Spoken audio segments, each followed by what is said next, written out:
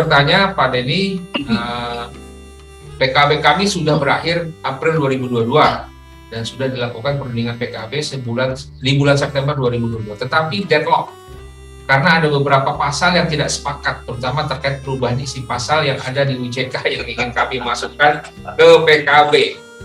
Yang ke PKB baru yang sebelumnya mengadopsi Undang-Undang 13 ya. Yang ingin saya tanyakan, apakah otomatis isi PKB yang telah berakhir tersebut balik ke PKB yang lama? Sudah dibuatkan kesepakatan bersama untuk perpanjangan, tetapi aktual belum didaftarkan perpanjangan PKB tersebut ke Disnaker. Mohon pencerahan. Baik. Jadi Pak Andes dan Bapak Ibu semua, ini adalah isu yang paling sering hari ini terjadi, terutama sejak 2021. Ya.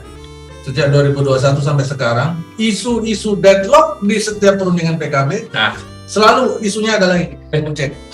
Dan kalau boleh saya agak-agak sok tahu, Pak. Biasanya deadlocknya itu di bagian pasal PHK. Karena perusahaan sangat bernafsu untuk mengganti pasal PHK dengan kompensasi versi UJK. Ya kan? Di sisi lain, karyawan yang diwakili oleh serikat pekerja sangat berkepentingan untuk menahan itu, ya kan? Sangat berkepentingan untuk menahan PKB yang lama. Kenapa? Karena PKB yang lama masih mengadopsi Undang-Undang 13. Ini hampir semua PKB, hampir semua ya Pak. Hampir semua PKB yang sedang mengalami pembaruan hari-hari ini setelah tahun 2021 sampai sekarang, dan mungkin sampai masih saya nggak tahu sampai berapa lama ke depan, ini akan terus menjadi bahan perdebatan dan kuat-kuatan tarik-menarik antara manajemen dan serikat pekerja. Bahkan ada yang mencoba melakukan transaksi dan sebagainya. Ya. Baik itu transaksinya yang sifatnya masih masuk dalam kategori dapat dibenarkan, artinya transaksi itu dilakukan tapi cukup menguntungkan bagi karyawan, maupun transaksi yang sifatnya kotor. Ya, udahlah kamu setujui ini, ntar kamu pulang dapat amplop. Itu kan dalam praktek kotor di luar sana, Bapak Ibu, kita berada di dunia nyata, praktek di luar sana, bahkan sampai di perundingan PKB pun itu oknum-oknumnya banyak. Dalam konteks transaksi kotor yang saya sebutkan tadi, maka itu adalah oknum manajemen dan oknum pengurus serikat pekerja. Maka penting bagi kita karyawan atau anggota serikat pekerja untuk memilih pengurus serikat pekerja yang memiliki integritas yang sangat tinggi, yang susah dibeli. Serangan fajar ya. Serangan fajar ya. Dan biasanya kalau perundingan PKB, kebetulan mungkin 50% lebih dari masa kerja saya isinya adalah perundingan PKB. Jadi perundingan PKB, kemudian PHK, kemudian demo. Nah, itulah sebagian besar isi masa kerja saya hampir 30 tahun terakhir ya. Nah, perundingan serangan fajar yang tadi Pak Abi bilang itu kalau di perundingan PKB bukan fajar, Pak. Serangan malam. Serangan malam. Dia dibawa keluar, entertain dan sebagainya. Biasanya berubah ya. Biasanya berubah. Ya, atau menjelaskan di luar, nanti di perundingan menjadi sandiwara saja. Penting udah selesai. Nah, ini yang seharusnya kita berhati-hati. Ya. Jadi ketidaksepakatan yang terjadi di perusahaan, di contoh pertanyaan yang diangkat oleh Pak Andes ini adalah praktek yang paling sering terjadi, dan ketidaksepakatan ini adalah ketidaksepakatan yang sangat wajar menurut saya. Ini sangat wajar. Pertanyaannya, apabila deadlock di dalam tata tertib perundingan PKB-nya, kan selalu ada prosedurnya. Kalau terjadi deadlock harus bagaimana, kan begitu ya. Misalkan nih, kalau terjadi deadlock, maka para pihak akan membawa kasus ini ke PPHI, penyelesaian perselisihan hubungan industrial. Apabila itu dilakukan, ini banyak teman-teman yang bertanya ke saya, kalau klausa UJK ini nggak berhasil masuk di PKB dan saya bawa ke pengadilan, bagaimana kansnya Den? Kan gitu. Dan saya selalu sampaikan kepada teman-teman semua,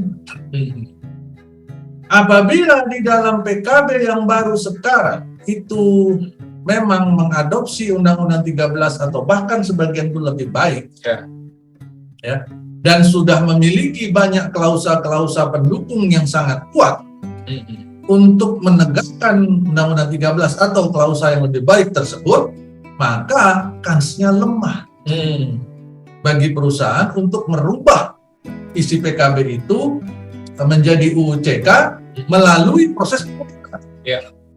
Lemah kalau ini dijadiin perselisihan. Maka satu-satunya cara adalah kesepakatan. Kesepakatan. Ada beberapa perusahaan yang bertanya, kesepakatan yang bagaimana yang bisa dilakukan untuk memasukkan pasal UU. Maka tadi agak di awal saya sampaikan ada transaksi-transaksi yang masih sifatnya dapat dibenarkan, atau masih menguntungkan karyawan. Yang saya beberapa kali sampaikan ke beberapa teman di luar sana adalah idealnya, dan ini memang terjadi, ada sedikit yang menjalankannya atau mempertimbangkannya, bahwa transaksi ini si serikat nih bilang, Pak, silakan Bapak mengganti pasal PHK dengan pasal UU CK dengan satu syarat. Kami mensepakatnya dengan satu syarat. Putuskan dulu hubungan kerja kami sampai dengan habisnya masa berlaku PKB yang sedang berjalan ini. Bayar semua kompensasi kami berdasarkan Undang-Undang 13. Setelah itu nol lagi dan pergunakan UU CK di sana. Silakan. Itu yang ideal. Kenapa saya bilang ideal? Dan kamu kok sembarangan bilang yang ideal, gitu kan? Nah, saya serba salah kalau kayak gini kan. Saya sudah bilang, wah kamu jadi membela karyawan kalau kayak gini. Bukan masalah saya membela siapa. Ini masalahnya adalah, ya Bapak Ibu, masalahnya adalah undang-undang yang baru ini, UU CK, memang baru sekarang ini terjadinya dalam sejarah perundangan di Indonesia, ketenagakerjaan di Indonesia. Undang-undang yang baru muncul lebih rendah daripada undang-undang sebelumnya. Baru ini, saya belum pernah menemukan dalam sejarah saya mulai di awal tahun 90 sampai sekarang bergerilya di urusan HR. Belum pernah saya menemukan sebuah produk hukum yang baru itu lebih rendah, selalu lebih tinggi, terus lebih tinggi terus. Ya, baru ini saya menemukan yang lebih rendah. Ya, saya nggak bicara tentang alasan dan sebagainya ya. Ini masalah fakta hukum saja. Betul. Maka sangat wajar apabila rakyat dalam arti karyawan di perusahaan itu yang sudah memiliki PKB. Nah, ini keberuntungan, sebuah keberuntungan bagi perusahaan atau bagi karyawan yang sudah memiliki PKB. Mereka masih bisa mempertahankannya di poin itu. Itu adalah langkah atau garda terakhir bagi teman-teman di serikat atau di karyawan untuk mempertahankan PKB yang masih menganut atau mengadopsi Undang-Undang 13. Dan itu sangat wajar. Dan saya tidak pernah merekomendasikan kepada teman-teman semua untuk membawa ketidaksepakatan pasal UU CK ini ke pengadilan. Apalagi statusnya PKB ya. Karena biasanya kalau saya melihat ya, meskipun saya belum pernah tahu prakteknya di pengadilan seperti apa karena mungkin masih sangat jarang atau mungkin bahkan belum ada yang sampai ke sana. Karena statusnya PKB biasanya, kalau PKB-nya yang lama ini mengadopsi Undang-Undang 13, berarti di poin sini. Ya. Kita nggak ngomong di atas Undang-Undang 13 nih, udah jauh lebih tinggi lagi. Di poin sini, ini yang PKB lama yang menganut Undang-Undang 13. Kemudian dengan ada UU CK, dipaksakanlah pasalnya. Ada di sini pasal UU CK itu. Nah, ini namanya apa nih kalau gini nih? Naik apa meningkat, meroket. Ya. Jadi kalau dipaksakan ke sini, tentu ini yang disebut turun. Ya sangat wajar kalau karyawan nggak mampu. Itu susahnya sekarang.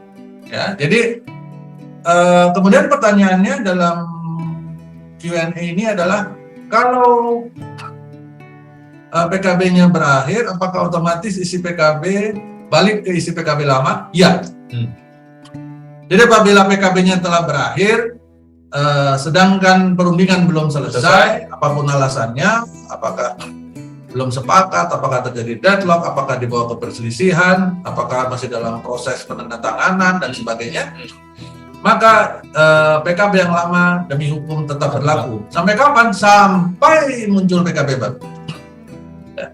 Jadi jangan pernah berpikir bahwa kalau PKB yang lama berakhir jangka waktunya, terus perundingan tidak selesai, atau tidak ada perundingan baru, maka PKB gugur dan masuk berlaku undang-undang. Nggak ada. Nggak ada ceritanya begitu. Nah, kemudian mengenai kesepakatan bersama untuk perpanjangan sudah dibuat, berarti asumsinya sudah tanda tangan. Kalau dia sudah tanda tangan kedua pihak kesepakatan bersama untuk perpanjangan, berarti perpanjangan PKB yang lama. Ya sudah, berarti berlakulah PKB yang lama yang tetap mengadopsi Undang-Undang 13. Apakah itu salah? Enggak salah. Ya. Karena kalau itu dihitung lagi dari sudut pandang kualitas dan kuantitasnya, maka isi PKB ini masih tetap lebih tinggi daripada UJK. Sehingga isi PKB ini tidak bisa disebut sebagai bertentangan dengan UJK. Ya. Pemahaman ini yang harus dimiliki oleh para HR kita. Dan teman-teman kita di luar sana, karyawan maupun pengurus serikat pekerja, mereka benar-benar memahami ini, dan mereka semakin pintar, semakin hari semakin pandai. Saran juga nih Pak Deddy, seharusnya sih sebelum perundingan mungkin disamakan dulu visi tafsir UJK-nya nih antara pihak serikat dengan pihak manajemen. Jangan masing-masing punya versi tafsir masing-masing kan. Akhirnya jadi dua opini yang berbeda gitu. Nah, inilah yang mungkin menyebabkan perselisihannya nggak selesai. Ya, dan memang seperti kata Pak Abi, itu ideal, Pak. Ideal. Cuma dalam praktek ini yang jadi tantangan berat. Karena biasanya begini nih, kalau orang mau mempersiapkan perundingan, ini dua tim ini udah seperti kalau misalkan kita lihat pertandingan tinju, Pak. Persiapan final. Ya kan? Itu sudah saling ngegas. Jadi kalau pertandingan tinju itu ada pengukuran berat badan ya. Nah, mereka ketemu nih kan, udah saling ngegas tuh kan. Cybornya udah muncul di sana. Jadi akan susah untuk mendapatkan pemahaman bersama. Kecuali kalau kedua-duanya memiliki tingkat kedewasaan maturity level yang tinggi. Ya. Makanya kalau saya menyarankan kepada Bapak Ibu semua, terutama yang di HR, pastikan dulu isi PKB-nya, klausanya, bagian mana yang memang itu akan menjadi battlefield yang susah, dan bagian mana yang menjadi battlefield yang tidak terlalu susah. Ya, dan biasanya sih pasal-pasal yang berhubungan sama UJK cenderung lebih susah. Apalagi berarti ngomong bab tentang PHK. Ya. Dan apakah perusahaan atau HR itu sebelum mulai perundingan juga perlu memastikan status hukum Undang-Undang 13 di dalam PKB kita hari ini. Apakah status hukumnya, pemberlakuannya PKB ini memang mendasarkan kepada Undang-Undang 13 atau mendasarkan kepada sebuah hukum yang baru yang dibuat sendiri oleh para pihak. Nah, ini hati-hati. Kalau ini mendasarkan kepada Undang-Undang 13 atau pada peraturan perundangan yang berlaku, kebetulan pada saat itu PKB-nya dibuat pada zaman Undang-Undang 13, maka masih berkemungkinan dirubah karena peraturan perundangan yang berlaku. Tetapi kalau ini sudah PKB-nya statusnya mendasarkan dirinya kepada hukum baru yang dibuat sendiri oleh para pihak, baik secara terang-terangan maupun sembunyi-sembunyi, maka ini yang repot urusan. Ini yang perlu diketahui.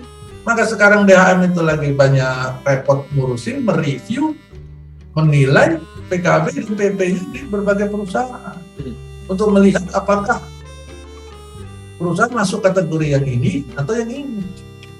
Ya. Jadi hati-hati di sana, Pak.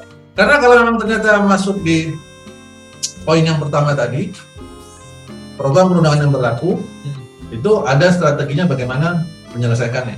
Tapi kalau sudah masuk ke sini, strateginya harus dirubah. Oke. Ya. Nah, ini yang perlu kita pahami supaya tidak salah langkah. Betul. Waktu perundingan jangan sampai salah langkah. Ya. Begitu kurang lebih.